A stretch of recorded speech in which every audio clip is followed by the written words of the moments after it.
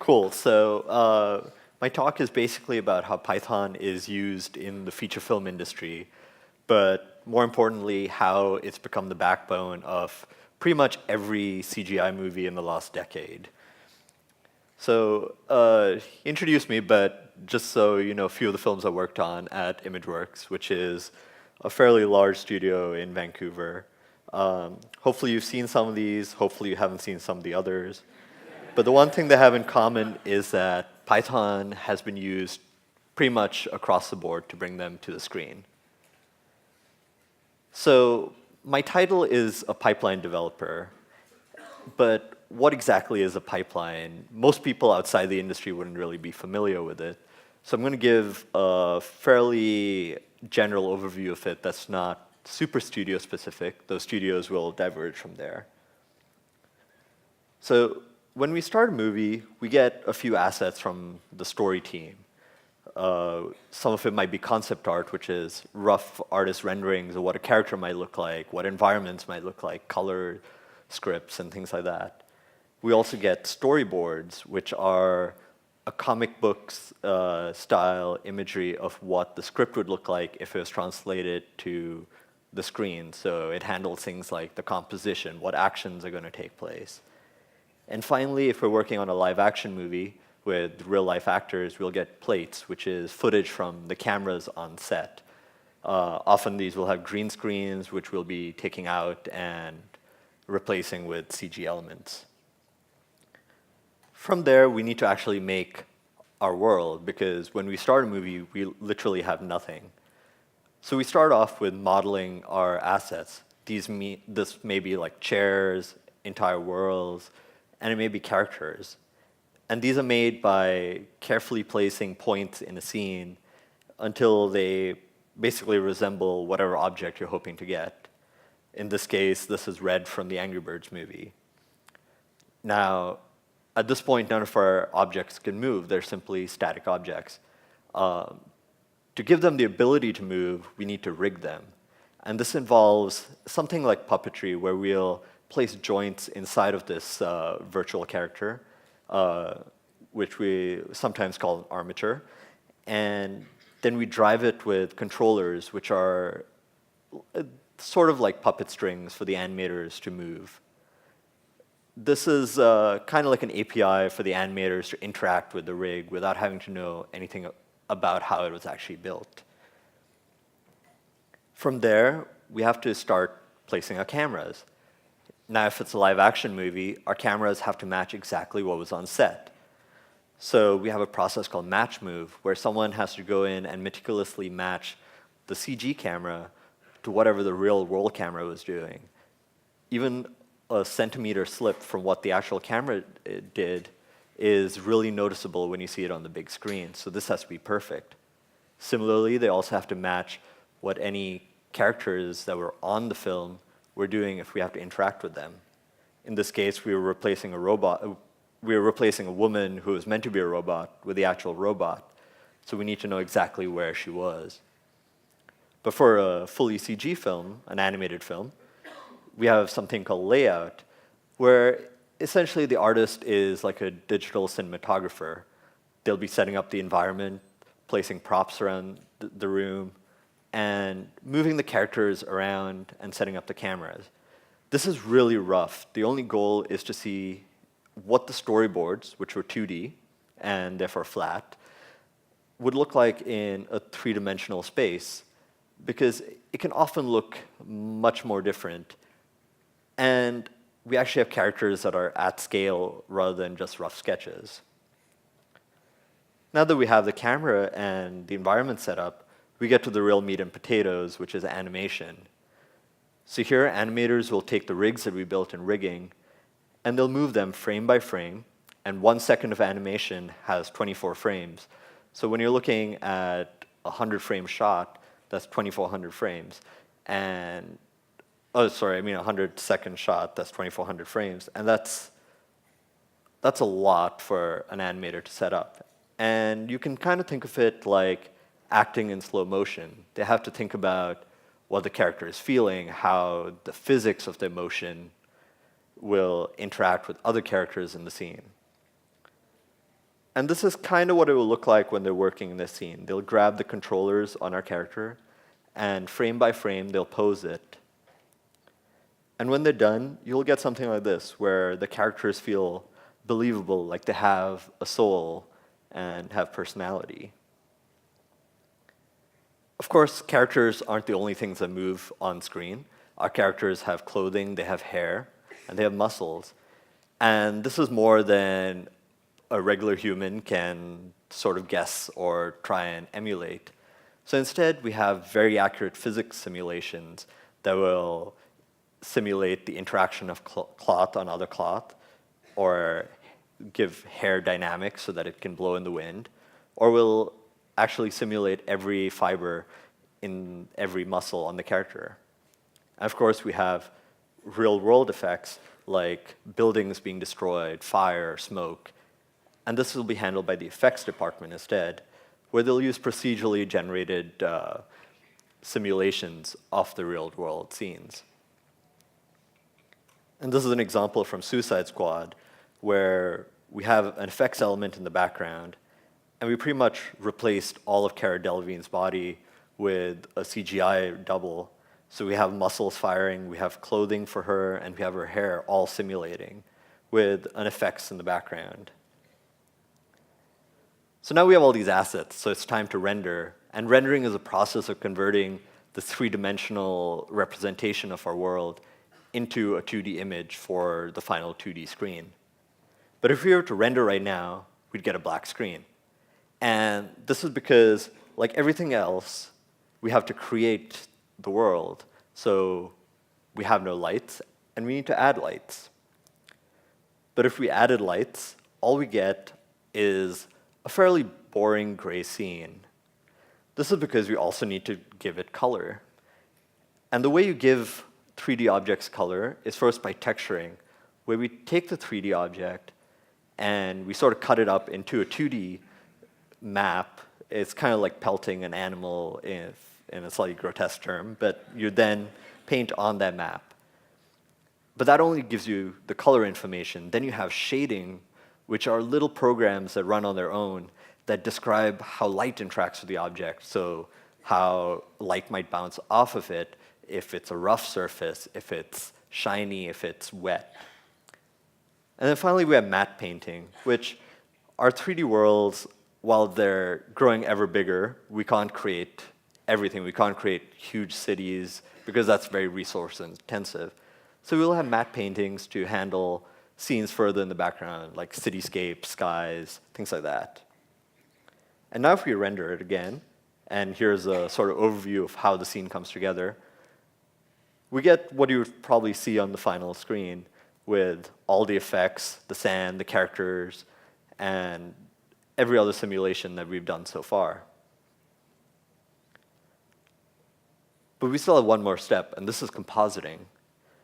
So in compositing, we're taking those 2D images that we get back from the rendering stage, and we'll either be integrating our characters from our live action footage back into our CG elements, or we'll just be doing some color correction, making sure that everything is cohesive with each other. So here's an example from Kingsman 2, which just came out recently. And you can see that we have all these characters that are on stage, but what you finally see in the movie is actually made up of completely different takes. None of these actors were acting together, and we're combining these multiple actors on the real stage into one shot, and most people wouldn't really notice when they're watching the movie. And in short, this is kind of what the CG pipeline looks like. And this is where my role comes in. All the little arrows linking each of these departments, that's what me and my team are responsible for. We'll handle all the data flow between them. So where is Python involved in all of this? It's a Python convention, so it's probably time to get to that.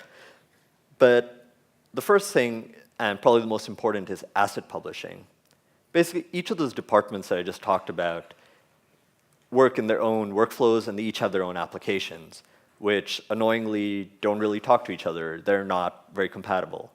So we have a system of publishing out data from one application to our industry standard formats. In this case, Alembic, which is a data format developed by Sony ImageWorks and Industrial Light and Magic. And it's pretty much the industry standard now for sharing geometry data between applications. And the new kid on the block is Pixar's Universal Scene Descriptor, which is similar, but on a slightly larger scale, where it will describe entire scenes, lighting, rigs in a common format. And this little UI is similar to what we would use at work, but this is an open source project by a friend of mine. And it basically gives the artists who don't need to understand any of this technical mumbo-jumbo a way to see their assets in a simple UI, see what will happen to it, and publish it on for the next person. But each of our artists also have many tools, because at the end of the day, it's a very repetitive job if you're just hitting the same button over and over again. And you don't want to be doing that. You want to be focusing on the artistry, not the tech behind it. So for example, animators who often build their own tools because Python is very accessible, they'll build tools like a tweener.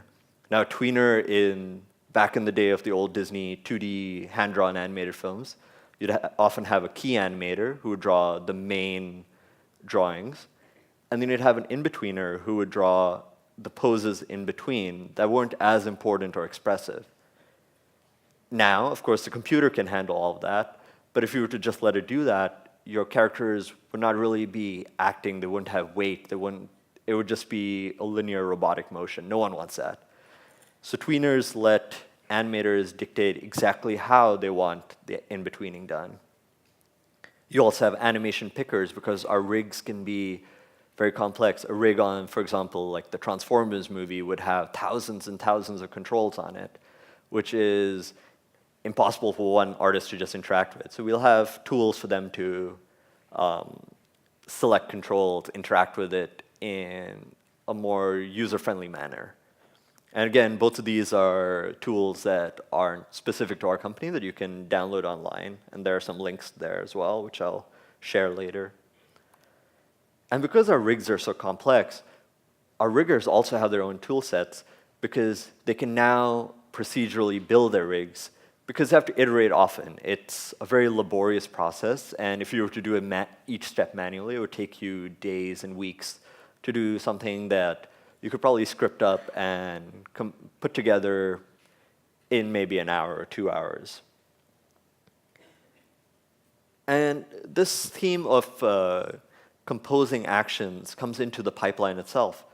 We can build our pipeline into atomic tasks, and each of these tasks can be wired together in a sort of node graph view. Here we have a graph that describes our muscle simulation pipeline, where each one of those nodes describes a part of the simulation.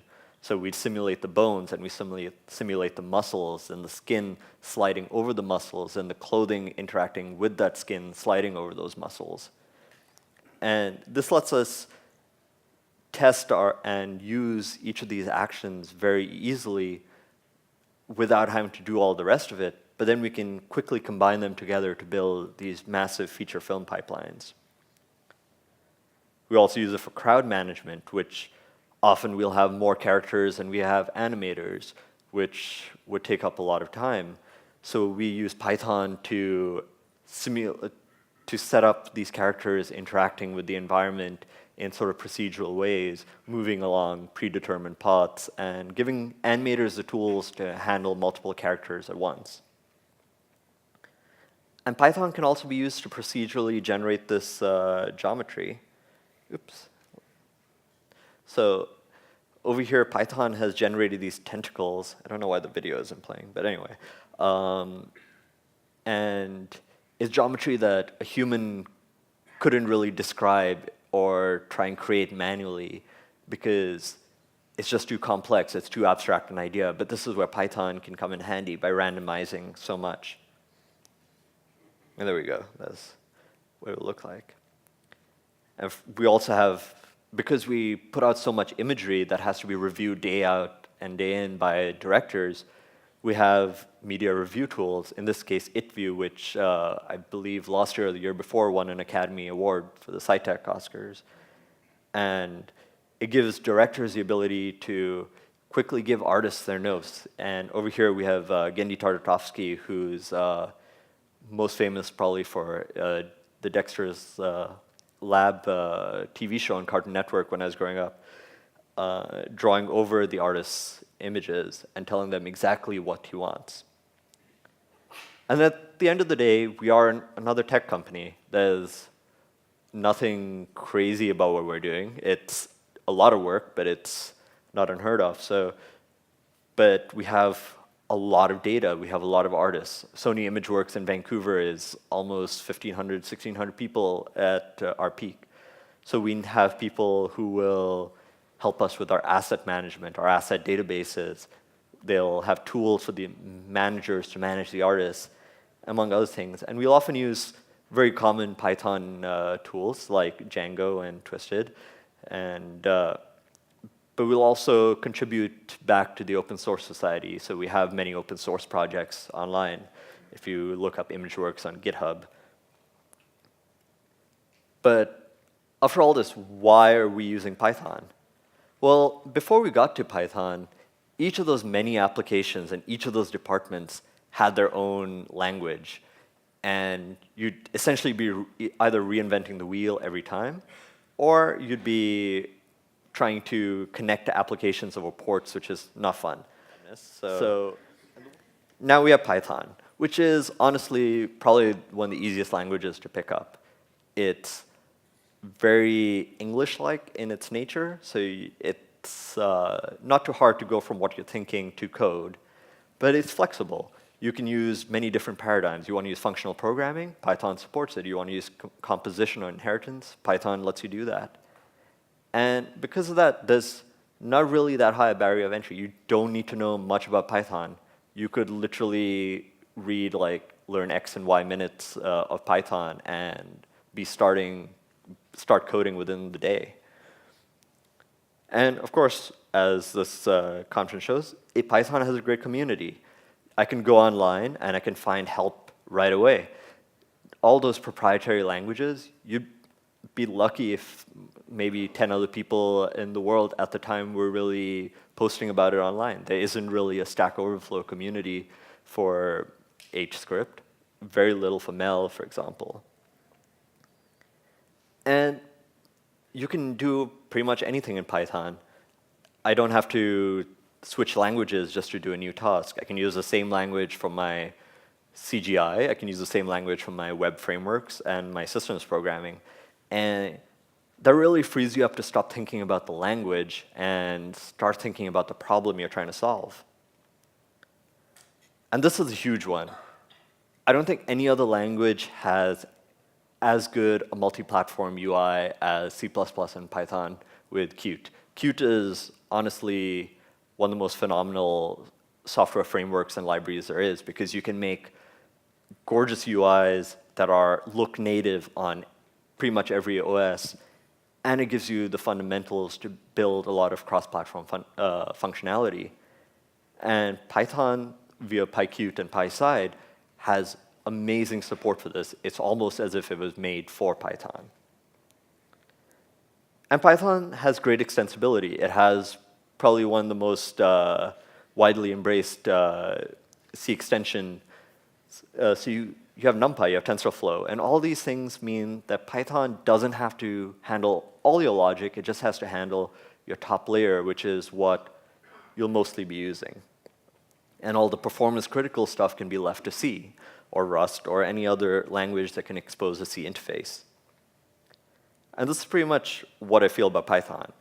It's super powerful, but it's also probably one of the most easy to use languages out there. So there are a few other odds and ends.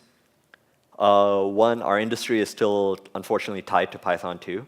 We have a reference platform that most people in the industry is trying to adhere to, and they have decided before Python's end of life that we'll be switching to Python 3, probably 2019. Of course, that means that's when we're starting, so it'll probably be 2030 by the time we're done. But there's a lot of exciting stuff in Python 3. Async will probably help us redefine a lot of issues that we worked around in hacky ways. And performance, Python is slow. It's not a secret, but it's easy to work around because Python has a C interface. So again, you can work over all these things using C. But as a result, Python isn't that popular in real time because you aren't going to get that sub-second accuracy. You're not going to get millisecond response times from some of these operations. So in those scenarios, like games, you probably won't be seeing a lot of Python. And 2017, in many ways, was a big year for machine learning, especially in imagery. And I think 2018 will be another massive year for it. Unfortunately, we don't really use it much in the VFX industry just yet, but a lot of companies, including us, are doing a lot of research into where it can be used. Because all these movies are putting up petabytes and petabytes of data, and it's pretty good data sets on each film that you can feed into machine learning and use. Anyway, if you ever are interested in getting started with 3D, Blender is a free and open source program, also developed by another Dutchman, and it's great. It's got a great community. However, the industry standard is pretty much Autodesk Maya, which is not open source and it's not free, but they do have a free student license, and you don't really need to be a student to qualify for that, which is nice. I do also teach a course on how to use Python inside of Maya, which if anyone follows that link, it'll be free till March 4th. If you miss that date, just message me on Twitter or something. I have tons of free links for it, obviously. But to me, it's been a testament to how easy Python is to teach to artists who have no programming knowledge whatsoever. And then this year in Vancouver, we'll have a conference for the CG industry, which is SIGGRAPH, which is the biggest CGI computer graphics conference in the world. And it usually cycles between LA and Vancouver, and this year is Vancouver's turn. So if you're interested, that's a pretty good thing to attend. And you can often get free exhibition floor tickets to that as well. And if you're ever looking for jobs, ImageWorks is hiring a lot for Python developers, both for infrastructure, but also obviously in the pipeline department and in the developer department. So if you go on our website, there's lots of listings. Otherwise, you can follow me on Twitter or visit my website there. And that's it.